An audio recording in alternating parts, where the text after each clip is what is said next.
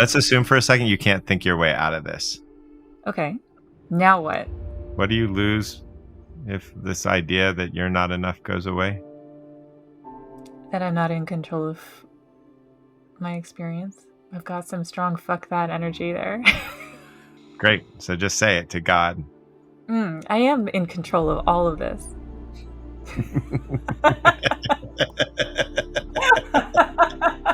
It's all of that yearning for connection. It means loving the world.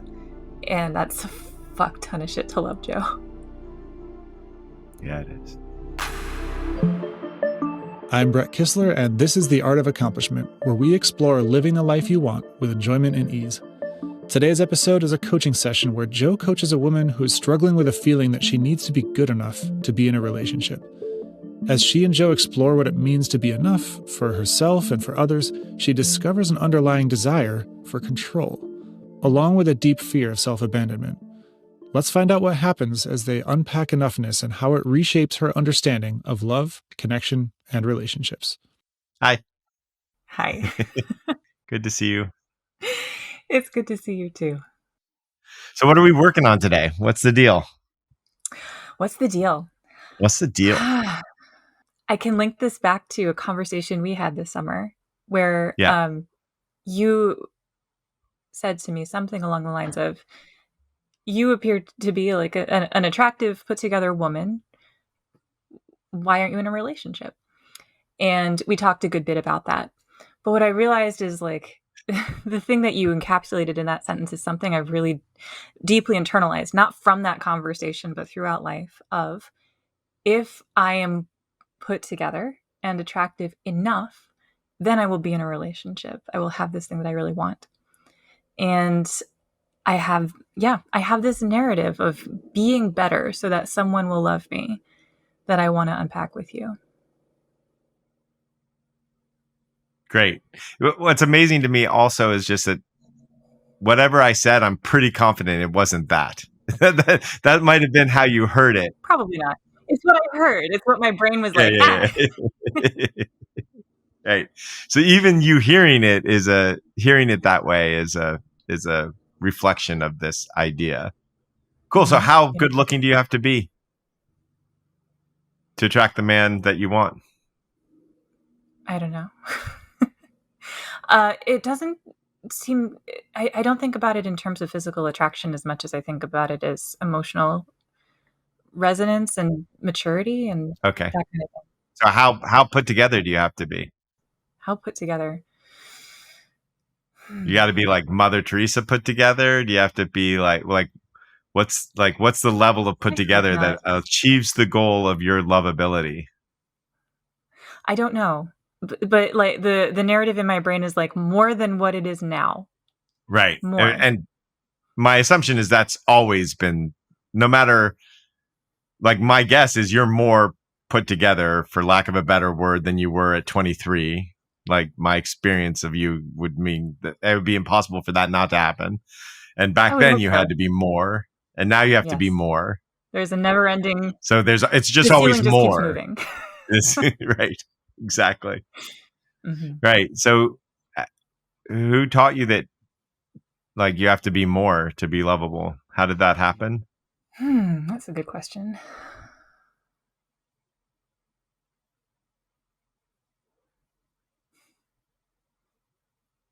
What's that emotion? Curiosity. I'm noticing that as I think about that question. If you couldn't feel curious, what would you have to feel right now? What would I have to feel if I didn't feel curious?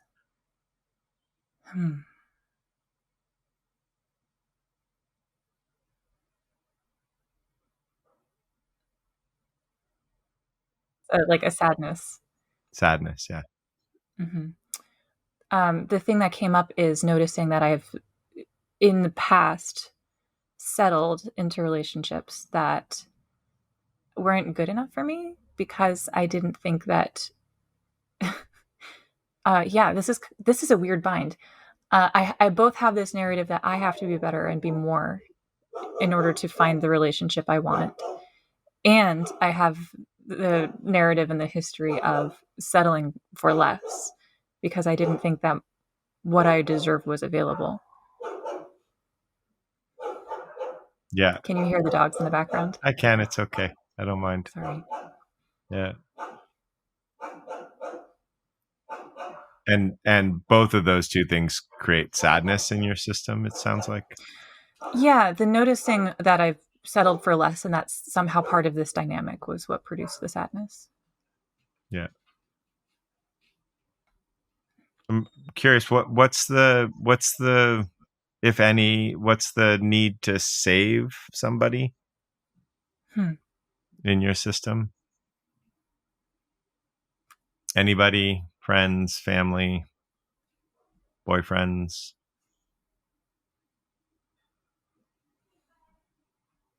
It's this narrative of like, if I can be good enough, you can be good enough. If I can somehow create the space to hold whatever you have going on, then within that safety, within that love, you'll be able to become whole. Yeah. And how does it work that you helping people become whole makes you good enough, if at all?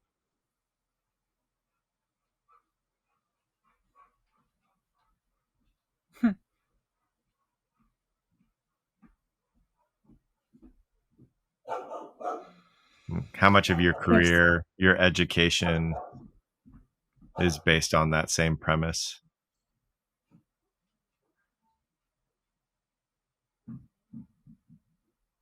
Sorry, my thoughts jumped tracks a little too quickly and I lost the thread. Yeah, no problem. Give me one question to focus on. The question was, how much of you being good enough is based on your ability to help people be whole? And you were thinking about it in the context of a boyfriend, and then I jumped contexts and said, your career, your studies, how much of that is also an attempt to help make people whole so that you can feel good enough? I don't know how much. I'm noticing there's a little bit of a paradox because my my worldview, my framework for study, like my theological worldview, which is very much a part of my life, is that I don't have to fix people. I don't have to make people whole. I believe in a God who steps in. Everybody but you. To do that. What do you mean, everybody but me? Well, you're not good enough to be loved. You need to be more. I think God loves me. I think I am loved. I think I just don't have the kind of relationship romantically that I want to have. So God's able to love you, but the person you want isn't able to love you. How does that work? I can't even find the person. It feels like. How does that work? Like, how does it work that you're not enough? You need to be more to be lovable. Like, so God is not as smart as the men you date?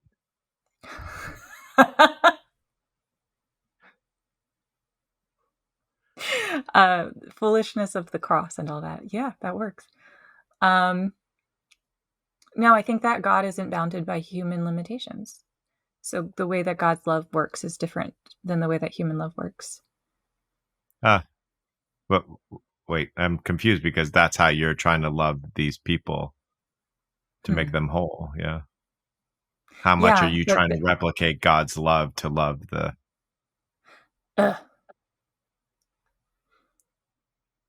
Yeah, I think I'm saving people despite believing that I don't need to do that. Let's assume for a second you can't think your way out of this.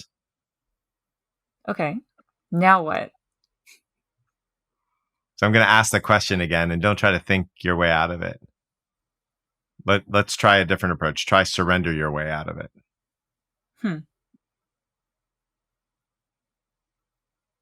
So the question is, if God's love doesn't require anything of you, but apparently human love does, what makes it that you are trying to love people so well that it makes them whole?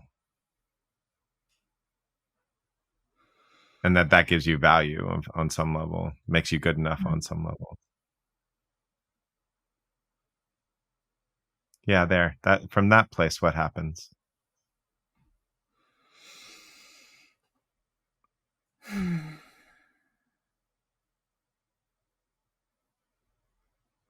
I don't know. I feel warmth coming up. Yeah. I experience a sense of openness. Great. My question is, what if you fully allowed a man's love in that loved you just for what you are? What are you potentially going to lose? The first thing that came up was like, oh no, then I have to love them the way they are. But that has been what's gotten me into trouble in the past, is trying to love someone the way they are when they're not good enough for me.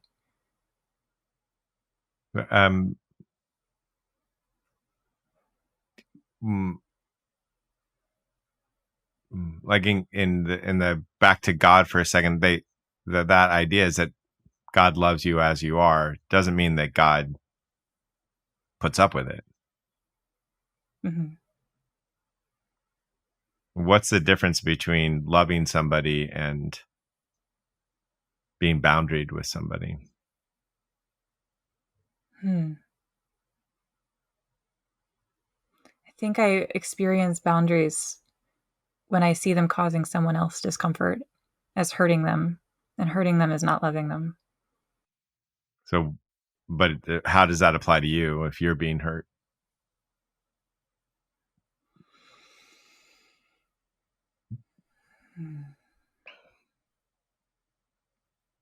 I think it means I'm willing to love myself. Back to the surrender. Back to the surrender. Yeah. Ha.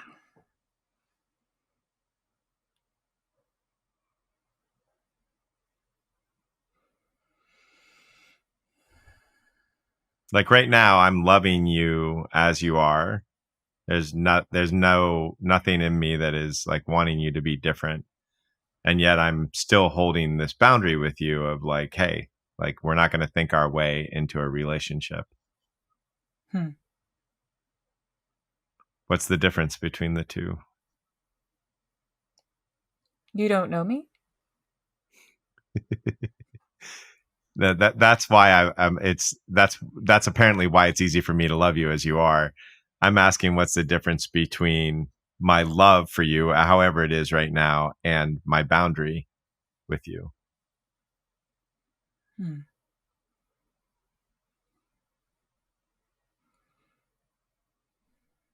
I'm not saying I love you just as you are and go ahead and tell me your story and make your assumptions and I'm just going to agree with all that stuff.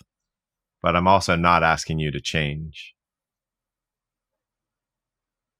You're asking me to change you are asking me to change something. What am I asking you to change? The way that I'm showing up for the conversation. Asking is a good word. I'm not loving you as you are. And I'm proposing a way of being. If you said to me, no, I want to be in my head, I would be okay. I might not continue the conversation. I might not be like, well, then we're not going to get anywhere. So what are we doing here? But it's not going to stop. I'm not going to harden to you. My heart isn't going to harden to you.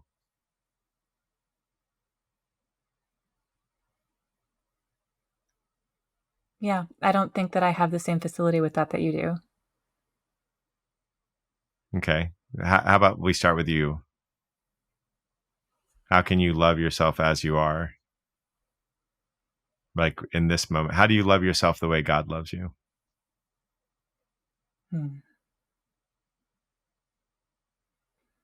Something's coming up around my imperfections and meeting myself with love there specifically.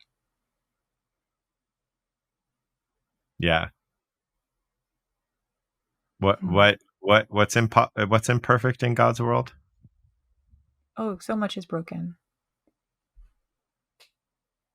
How is that not then a reflection that God is broken? And don't go into your head with me. From that place of loving yourself, how is God's world broken but God isn't?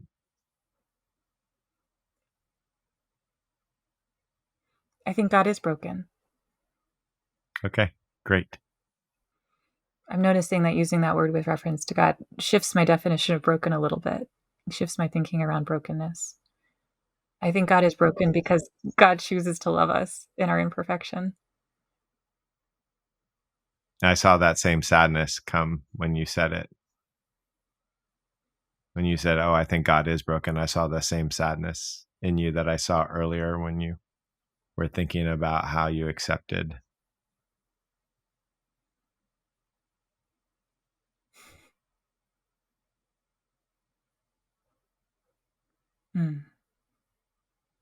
What's the core belief there?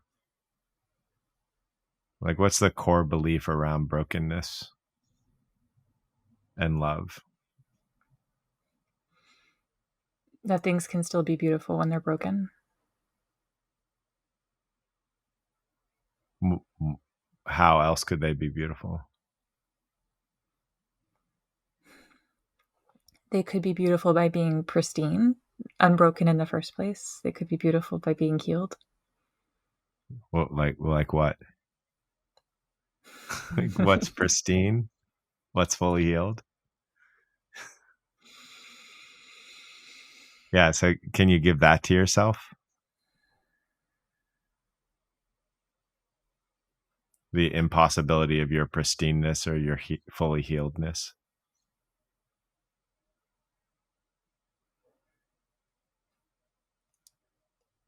This is getting sorry. The inside of my brain is getting very metaphysical, and I'm Good. anxious that it's taking us away from the heart of a conversation. It isn't. Okay. We're in the heart.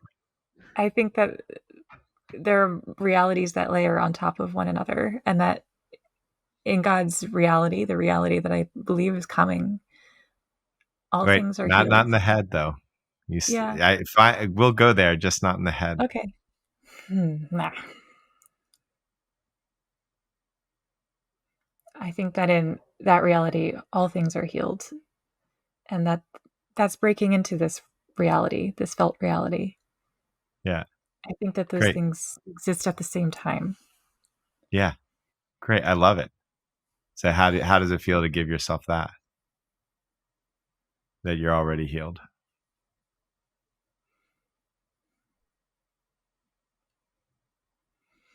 Or you've never been not pristine, however you want to look at it. There is a really deep tenderness there. Yeah. There is some resistance too. Yeah. Close your eyes. Get in touch with that tenderness. I want you to notice the resistance in yourself. And now I want you to move that tenderness to a man. And notice what resistance arises if you actually give that same level of tenderness, not like the guarded level of tenderness, but that same tenderness. This will take a minute. Yeah.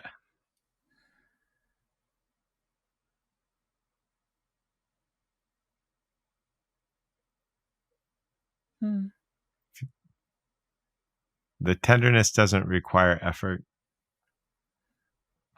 No, the focus does. The resistance is actually difficult to notice and trace. What I notice when I move that tenderness to another person is just this really profound longing for connection. Yeah. Like this primal want to be in relationship and connection with them.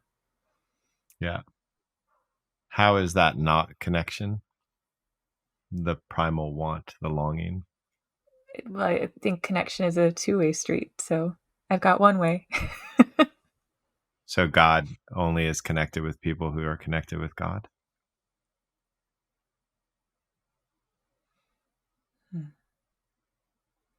I think God can do whatever the fuck God wants to do, but I'm not God. Great. I am confident you have experienced connection for someone that is not experiencing connection for you. If you take it out of the romantic thing that I'm sure you've had that experience. Mm.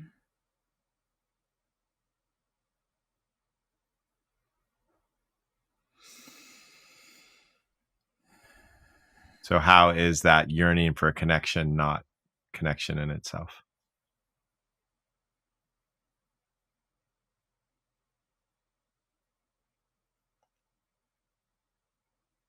Yeah, forget your head. I know, I felt it.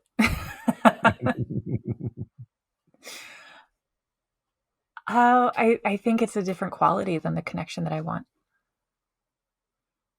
I want to be met.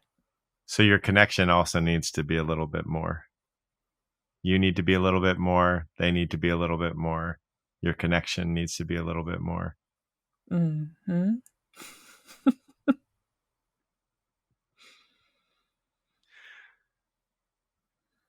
What excludes God from this needing to be a little bit more, or maybe not excluded?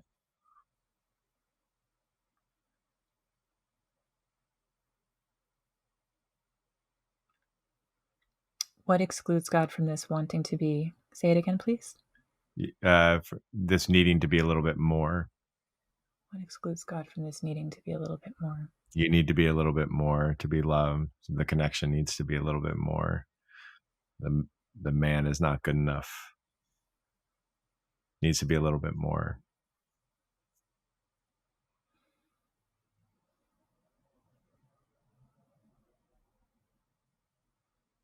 I'm having trouble connecting the two concepts. The needing to be a little bit more with the exclusion of God. When you are in prayer, does God need to be a little bit more? Does your Sometimes, yes. Okay. Cool. Great. Awesome.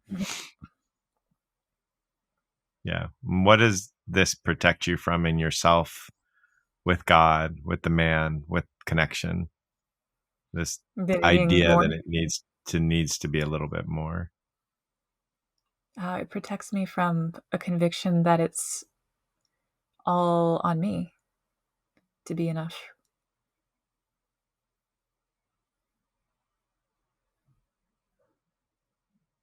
It protects you from the conviction that you're fully responsible for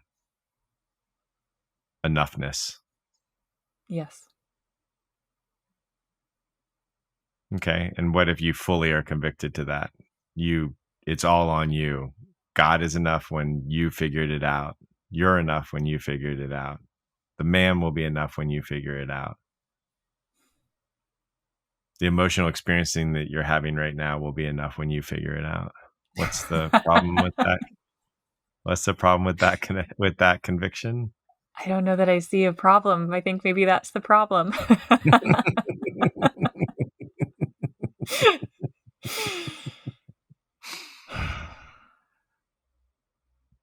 Let's test it. You're enough. My experience of you is that you're plenty enough. Yeah, what just happened there? You did this. What did just you happen didn't do there? that. I wasn't tracking. What was the feeling you had when I said you're enough?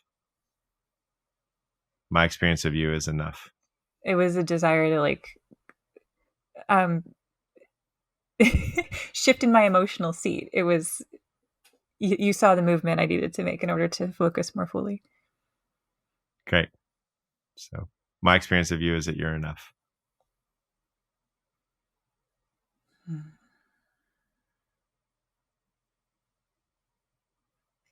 Resistance. Yeah. You don't know me. Yeah. You don't know that about me. Doesn't stop the fact that my experience of you is that you're enough. Your experience is subjective. It is, as is yours. You're not enough. You don't know yourself. You're not enough. Your experience is subjective. Mm-hmm. You're not enough. Connection is not enough. You don't know connection. Your version of connection is not enough. Subjective.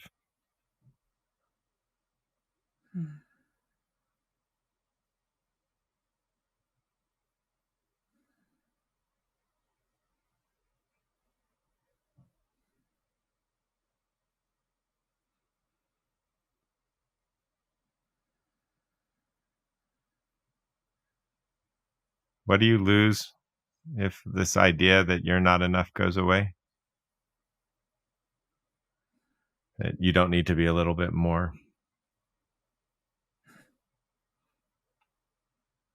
That I'm not in control of my experience. That I'm not in control of the life I'm living. Yeah. That's true.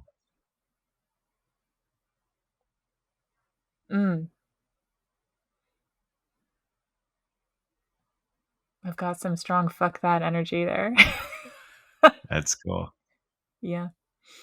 Great. So just say it to God. Fuck I'm in that. control. I want control over my own fucking life.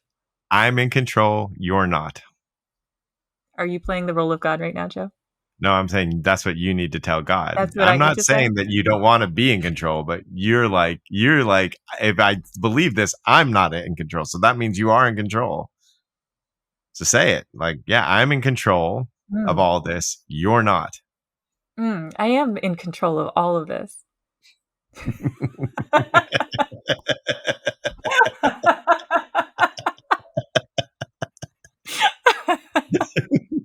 Oh, that's not fucking true.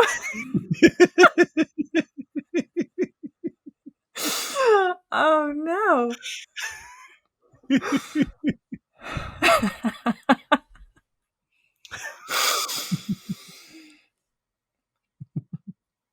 Okay. I want to be in control of all this. Yeah. Yeah. So you're trying to make a trade of control over loving yourself. You don't get to make it, so there's a lot of friction in your world, but like that's the trade.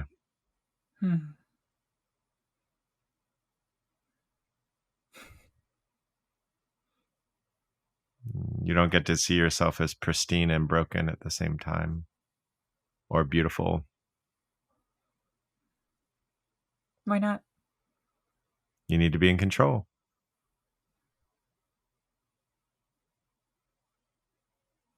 Why does the need to be in control exclude holding both of those things at once?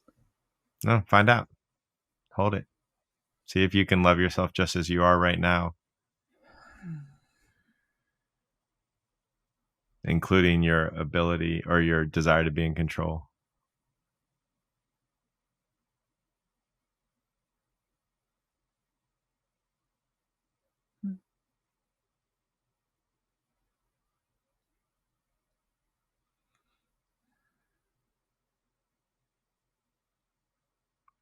So the last part of this is if you let love in. I don't believe you haven't found the man. My belief, my experience in all of this stuff is that we don't find the right person. We don't have that love doesn't come into our lives when we're scared of losing ourselves.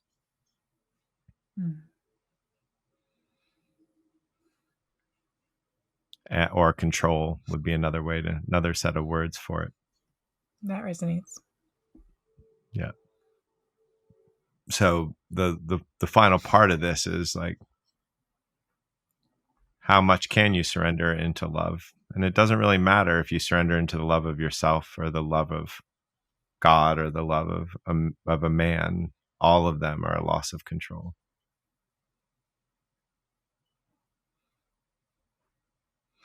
It's a dissolution of self. There's not even a self left to be in control. Yes, that was the thing my brain was going to, was how is the loss of control not also the loss of self? That's right. Ooh, I don't like that. I don't want to give myself away that way. Oddly, you're not giving yourself away. It's not a giving away. What is it? Dissolution.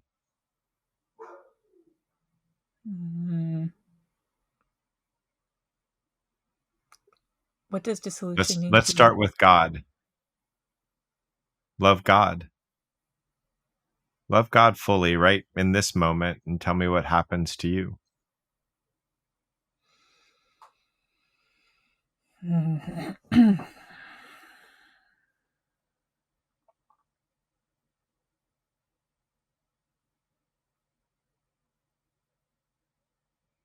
Non-defended love. No armor up love. No longer in control love.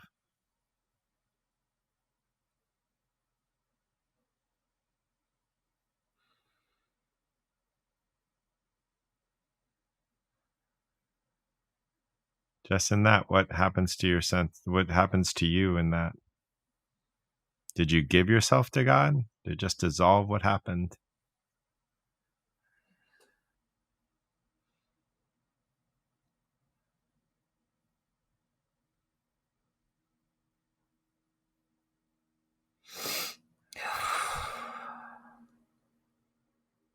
There's that sadness again.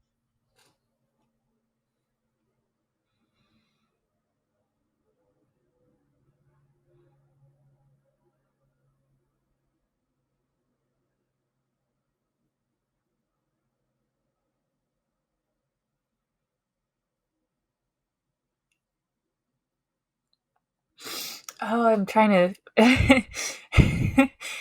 If it feels like trying to catch a waterfall. It's just, Yeah, it's all brilliantly of the seen. emotions. It's all of that yearning for connection. It's not just with what it means to love God. Is it? It means loving the world, and that's a fuck ton of shit to love, Joe. Yeah, it is.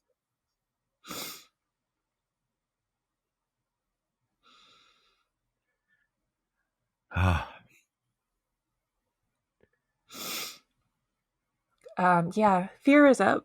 The Right? fear of being overwhelmed. Yeah, it's a fuck ton of shit to love. Yeah. It's fucking overwhelming. Yeah. This is the dissolution of self. Here, right now, this thing, this is what it requires. I can't function like this. She says talking sentences.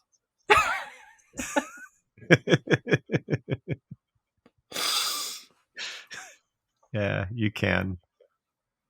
But you can't. Like, function happens, but the you in it isn't functioning.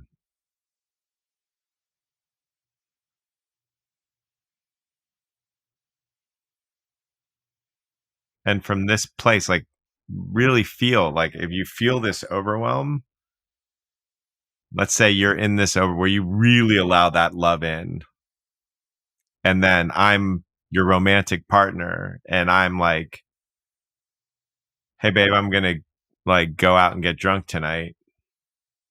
I don't know what you wouldn't want me to do, or I'm gonna yell at you or something like that. From that place of dissolution, what happens? Not the head. Oh, I feel It's a distracted by the shit. dog. Sorry. It's okay. It's a shit ton of stuff to love. I feel the love though. Like, Yeah, do that. place Do where that. And just notice me breaking your boundary in a romantic relationship. If you feel the love, what happens? When the self is dissolving. No, like, I lose track of my own needs. That's what happens. that's what you did. Stay in the overwhelm. See what happens. What's the thing? What's a way that you lose track of your needs? What does the man say? I lost track of my needs in the sense of overwhelm. What I felt in that invitation was No, I'm saying, like, if I go back into your last relationship, what's the pattern that makes you lose yourself? Not lose yourself as in dissolve, but lose yourself as in stop listening to yourself and follow somebody else's desires or wants or something. What's the pattern? What do they do? hold you responsible for something, or they get really depressed and your job is to fix them? Like what's the way you lose yourself in the relationship? What's the like a typical pattern that you get into that makes you betray yourself, not lose yourself, but betray yourself in a romantic relationship? It's the sense of that person articulating a need that is in direct conflict with my needs, and I choose between great, perfect, compromising or leaving. Great, that's all I need. Great. So now let's go back to that place of overwhelmed, because there's so much to love just as it is.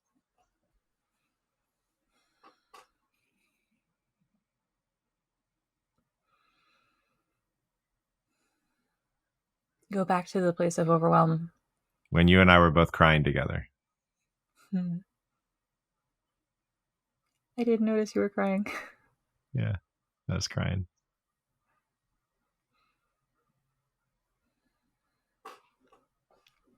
Overwhelmed with there's so much to love. If I just can't love God, is what you said. If I do that, I'm going to have to love the whole world.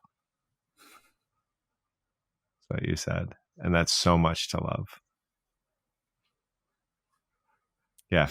Just stay there and see what happens to this.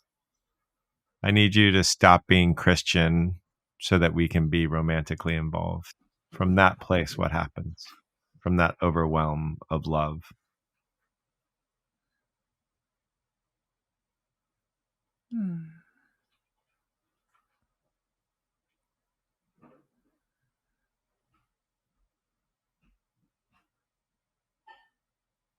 Yeah, take your time. I mean, it's sadness, it's grief.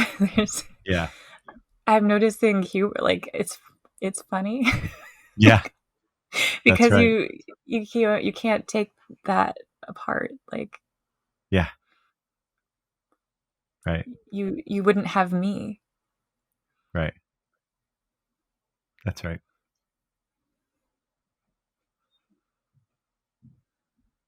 It's you allowing that overwhelm heartbreak when somebody is asking you to violate yourself to stay in a relationship that prevents you from violating yourself to stay in the relationship.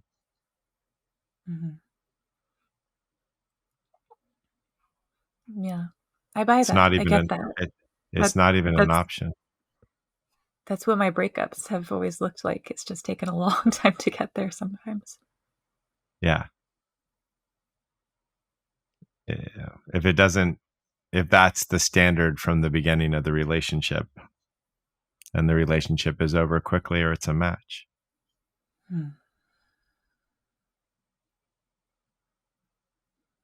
It is the surrender into the reality and loving the reality that allows a relationship to be good. It allows you not to lose yourself. Oh God, this sucks. And this is my truth. And I'm scared of losing you. And I don't know what to do, but I'm not willing to violate myself. And I don't want you to violate yourself. How do we do that? And we can be in here together in the heartbreak of it. That's what a functional relationship looks like. The dysfunctional relationship looks like, okay, I'm going to manage my emotional experience so that I can keep connection with you. And violate myself.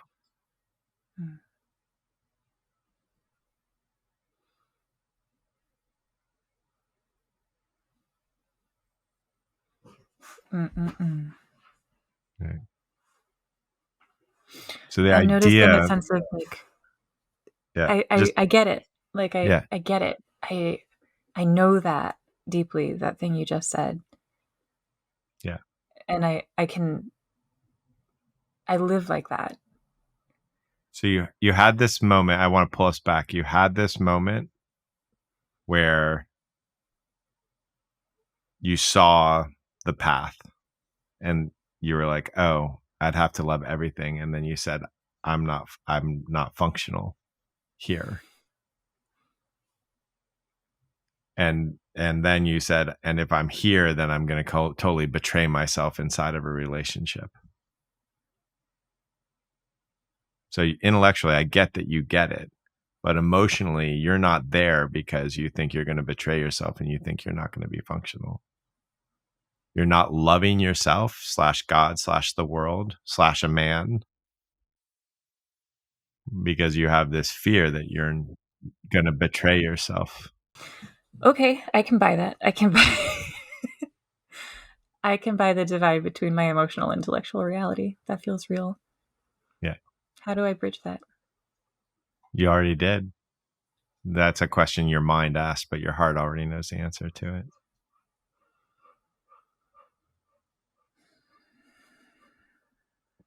Allow the heartbreak of love. And that's what love does. It breaks your heart open.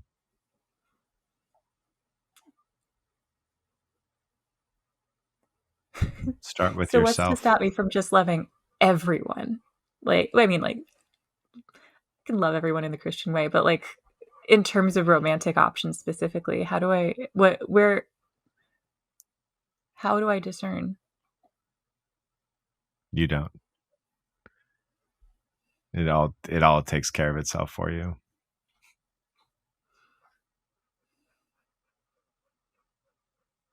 Pheromones, hormones, family of origin issues, matching traumas. It all works itself out. You'll find the exact person that you need to heal your side, and they'll heal their side together. And that's how it always works that way. The question is, are you just able to love yourself? The only real question is how able are you to love yourself and take the risk of complete annihilation inside of love?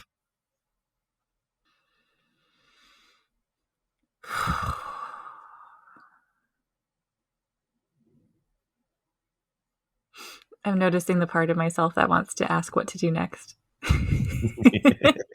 And I predict that your response to that would be, there is nothing to do. I'd say let your heart break every time. Be overwhelmed by the love that you feel for the whole world and yourself. You want something to do that.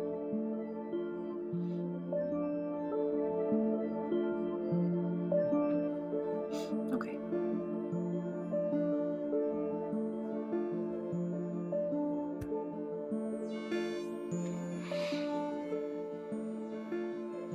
Thank you, Joe.